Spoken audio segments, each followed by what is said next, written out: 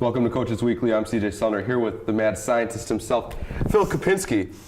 How are we doing today, Coach? Nice haircut, CJ. I appreciate it. Looking good. You guys were a little busy this week with 2 meets. Weather did not cooperate very well, but you still got one big PR out of Alicia Johnson this week. We did. Alicia ran well despite the weather. And on a side note, I've come to the conclusion it's no more should it be called Mother Nature. Because Mother Nature nurture, cares, and plans. It should be Father Nature, reckless by the seat of his pants and doesn't care about anybody else. What do you think? I like it. All right. At least you ran You're well. the scientist here, so. It's been a rough couple weeks with weather. It seems like the worst days we get are days on the meet. We've had meets rescheduled and canceled. It's thrown off a lot of the routine for me. So I'm glad that at least Alicia got to run well. I think that was probably the highlight of Sunday. And hopefully we'll get some good weather this week for practices and hopefully run well at the conference meet. Now, Mr. Data points himself here, as we've learned all year. How do you change things to fix what weather's done to you? Because you must be having a migraine, a brain explosion. Something's going wrong. Do you feel my pain today? Do you feel it? How I'm discombobulated. Yes, it's a struggle when you have to. Well, for me, when you have particular training goals in mind and you have set certain dates, and when things get thrown off and you have to juggle.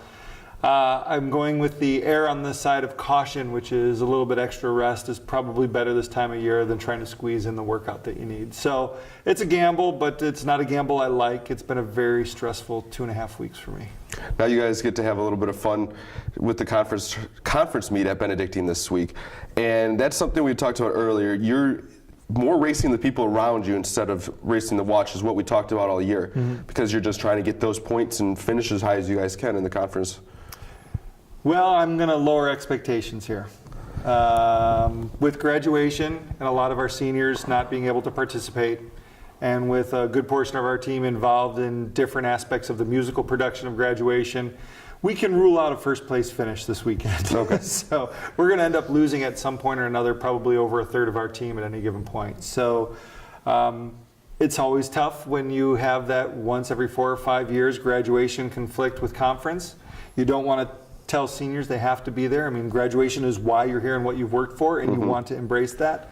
And athletes will try to balance as best they can. We have athletes running events that aren't their normal events, so they can compete on Friday and still make graduation on Saturday. So we would hope for our athletes, that are developing or underclassmen, our Chelsea Wilsons, our Josh Warrens. Yeah, we want them to race for place. We want them, if they're who cares if they're fast? If they win, that's great.